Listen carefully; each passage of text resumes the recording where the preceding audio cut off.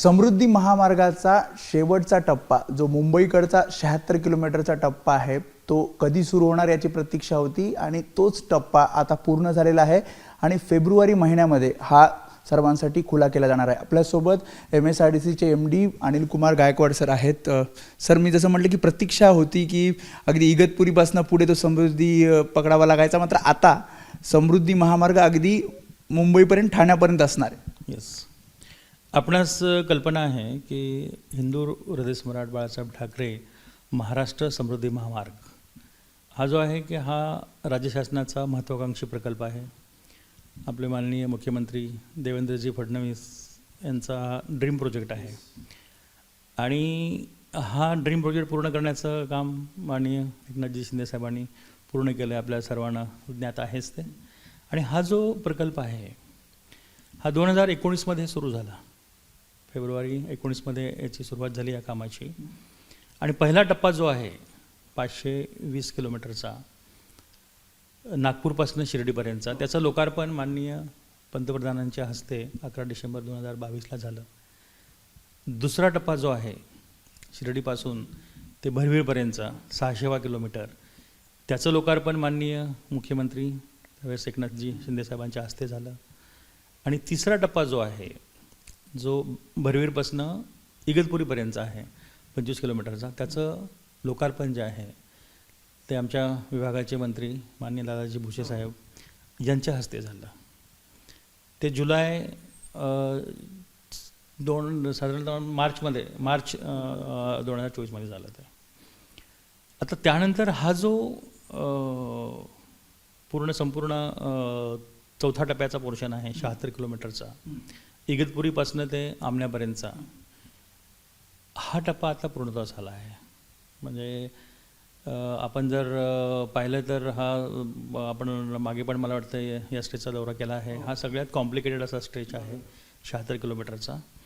आणि या 76 किलोमीटरच्या महामार्गाचं काम आता पूर्णतः झालं आहे, 99% काम त्याचं पूर्ण झालं आहे।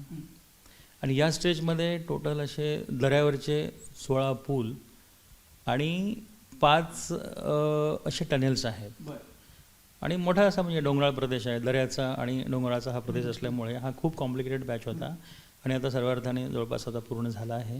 आणि फेब्रुवारी अखेरपर्यंत याचं जे काही फिनिशिंगची कामं ठरली आणि कम्प्लिशन आमचं फेब्रुवारी अखेरपर्यंत हे होणार। म्हणजे सर्व अर्थाने हा वाहतुकीसाठी खुला करणं योग्य हा फेब्रुवारी अखेरपर्यंत होईल, कारण आता सिव्हिल काम सगळं स्थापत्य काम पूर्ण झालं आहे। जी अवघड पुलाची कामं होती ती अवघड पुलं पण आता पूर्ण झालेली आहेत। आता लेन मार्किंग करणे किंवा आपले पुलाचे कठडे त्याचं पेंटिंग करणे, पुलाचं पेंटिंग करणे, काही मार्गदर्शक फलक लावणे, क्लिनिंग करणे अशी कामं सुरू आहेत। आणि फेब्रुवारी अखेरपर्यंत सर्व अर्थाने हा वाहतुकीसाठी खुला करण्यायोग्य होईल। म्हणजे मुंबईकर किंवा ठाणेकर जो आता समृद्धीने जर नागपूरला जायचं त्यांनी ठरवलं तर इगतपुरीपासून त्याला समृद्धी महामार्ग लागायचा, तो आता कुठपासून लागणार? आणि आता पहा, समृद्धी महामार्ग जो आहे हा सुरुवात नागपूरला होतो, शिवमाडक्याला। नागपूर 0 माईलपासून जर समृद्धी महामार्गाचं 0 किलोमीटर आहे, हे अंतर पाहिलं तर ते 22 किलोमीटर आहे। आणि समृद्धी 0 किलोमीटरपासून आपण आमण्याला येतो ते 701 किलोमीटर आहे। तर आमना हे गाव आहे आणि आमना गाव हे वडोदरा मुंबई एक्सप्रेसवेचा एक स्पर जातो, 8 लेन एक्सप्रेसवे आहे वडोदरा मुंबई एक्सप्रेसवे। आणि त्या 8 लेन एक्सप्रेसवेचा हा जो स्पर आहे नाशिक मुंबई हायवेला क्रॉस करून तो JNPTकडे जातो। तर नाशिक मुंबई हायवेपासून एक 4.2 किलोमीटर अंतरावरती हा समृद्धी एक्सप्रेसवे या वडोदरा मुंबई एक्सप्रेसवेच्या स्परला मिळतो। की नागपूरवरनं जर मुंबईकडे यायचं असेल तर नागपूरवरनं समृद्धीवरनं ट्रॅव्हल करत करत आपल्याला आमनेपर्यंत यावं लागेल 701 किलोमीटर। आमण्याला आपला एक इंटरचेंज आहे, त्या इंटरचेंजवरनं 2 आर्म आहेत असे, एक आर्म JNPTकडे जातो, म्हणजे लेफ्ट साईडला गेलो तर आपण JNPTकडे जाऊ आणि राईटला गेलो तर आपण मुंबईकडे जाऊ। जेव्हा आपण राईट घेतल्यानंतर वडोदरा मुंबई एक्सप्रेसवेने 4.2 किलोमीटर ट्रॅव्हल करावं लागेल। तिथे नंतर नागपूर मुंबई जो हायवे आहे नॅशनल हायवे, तिथे आपल्याला लेफ्ट घ्यावा लागेल नागपूर मुंबई हायवेला। आणि तिथनं Nagpur Mumbai highway via Bhiwandi bypass जो आहे म्हणजे ठाणे वडपे रोड, त्याने आपल्याला मुंबईकडे प्रवेश करावा लागेल। असंही म्हटलं जातं की समृद्धी महामार्ग कुठेतरी दिल्लीला पण कनेक्ट होतोय। नाही, वडोदरा मुंबई एक्सप्रेसवेची कनेक्टिव्हिटी दिल्लीपर्यंत आहे। हा म्हणजे अगदी दिल्लीपासून अहमदाबादपर्यंत येऊन म्हणजे वडोदरावरनं परत JNPTला जातो. ती एंटायर कनेक्टिव्हिटी दिल्लीपर्यंत आहे. त्याच्यामुळे आपसुकच जेव्हा वडोदरा मुंबई एक्सप्रेसवेच्या स्पर्ला जेव्हा समृद्धी महामार्ग कनेक्ट होईल तेव्हा तो दिल्ली मुंबई एक्सप्रेसवेला कनेक्ट होईल. समृद्धीला कनेक्ट असणार. हा समृद्धी त्यालाच कनेक्ट होतो. समृद्धी एक्सप्रेसवे वडोदरा मुंबई एक्सप्रेसवेच्या स्पर्लाच कनेक्ट होतो. तो 8 लेन एक्सप्रेसवे आहे आणि त्यावरनं ट्रॅव्हल करत करत आपण परत नाशिक मुंबई हायवेवरनं मुंबईच्या दिशेने जाणार. शेवटचा प्रश्न, एक रिंग रोड तयार केला जाणार असं कळतंय आणि एकीकडे विरारला तुम्हाला जायचं असेल किंवा मग एकीकडे अलिबागला तुम्हाला जायचं असेल तर तो सोपा मार्ग असेल. याच्यामध्ये काय झालं आहे, आता मुंबई खूप असं पॉप्युलेटेड असं प्लेस आहे. पॉप्युलेशन पण जास्त आहे, पोल्युशन पण मोठ्या प्रमाणात आहे, वाहनाचं पोल्युशन या ठिकाणी आहे. परत रहदारी मोठ्या प्रमाणात वेस्टर्न एक्सप्रेस हायवेवरनं आहे, ईस्टर्न एक्सप्रेस हायवेवरनं ट्रॅफिक जाम्स असतात, वाहतूक खूप मोठ्या प्रमाणात आहे मुंबईला येणारी आणि इथनं जाणारी. त्यामुळे मागे MUTP Mumbai urban transport planning जे MMRDच्या माध्यमातून केलं होतं, त्यावेळेस मुंबईच्या अवतीभोवती कशा रस्त्याचं जाळं असायला पाहिजे याचं प्लॅनिंग ऑलरेडी झालेलं आहे. आणि त्याचाच प्लॅनिंगचा पार्ट म्हणून आता आपण अटल सेतू पाहिला असेल. अटल सेतूचं काम पूर्ण झालं आहे 22 किलोमीटरचं. बांद्रा वरळी सी लिंक जे MSRDCने केले त्याचं काम आता पूर्ण झालं आहे. वर्सोवा टू बांद्रा हे सी लिंक साधारणतः 9.8 किलोमीटरचे आहे, त्याचं काम MSRDCच करतं आहे.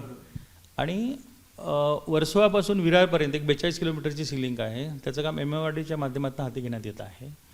आणि विरारपासनं ते JNPTपर्यंत हा जो VME स्पर आहे तो एक जातो आणि विरारपासनं अलिबागपर्यंत एक मल्टीमोडल कॉरिडॉर जातो. तर यांची जी कनेक्टिव्हिटी आहे म्हणजे वडोदरा मुंबई एक्सप्रेसवेचा स्पर JNPTकडे जाणारा किंवा मल्टीमोडल कॉरिडॉर जो विरार अलिबाग ज्याला म्हणतो आपण, तो विरारकडनं JNPTकडे जाणारा, हे कुठे ना कुठे याला कनेक्ट होतात. अटल सेतू ज्या ठिकाणी संपतो त्या ठिकाणी हे रस्ते त्याला कनेक्ट होतात अटल सेतूला. म्हणजे एंटायर मुंबईभोवती एक अशी रिंग तयार होते. म्हणजे अटल सेतू वाया शिवडी टू वरळी किंवा मग आपण मरीन ड्राईव्हचा आता MCGMने जो कोस्टल रोड केला आहे त्या माध्यमातून पण आपण या बांद्रा वरळी सी लिंकवरती पोचू शकतो. म्हणजे अटल सेतू शिवडी टू वरळी किंवा मग कोस्टल रोड असं करून बांद्र्याला येतो. बांद्र्यावरून आपण वर्सोवाला जातो, वर्सोवावरनं विरारला जातो आणि विरारवरनं व्हाया मल्टीमोडल किंवा व्हाया तुमचा VME स्पर या मार्गे आपण JNPTला अटल सेतूला मिळतो.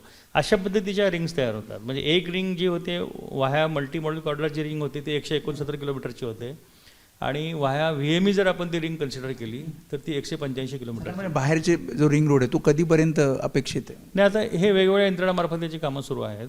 आता MMRDAच्या माध्यमातून हा वर्सोवा टू विरार सागरी सेतू जो 42 किलोमीटरचा आहे त्याचं काम त्यांच्याकडनं हाती घेण्यात येईल. आमच्याकडनं MSRDCकडनं जे काम सुरू आहे ते बांद्रा वर्सोव्याचं काम सुरू आहे, ते मे 28पर्यंत त्याचं काम सुरू होईल बांद्रा टू वर्सोवा. दुसरं मल्टीमोडल कॉरिडॉरचं काम आमच्याकडनं हाती घेण्यात आलं आहे. मल्टीमोडल कॉरिडॉर हा विरारपासनं हा अटल सेतूपर्यंत जातो. त्या महामार्गाचं काम हाती घेण्यात आलं आहे. आता ते सुद्धा साधारणतः येणाऱ्या 3 वर्षामध्ये तेही काम पूर्ण होईल.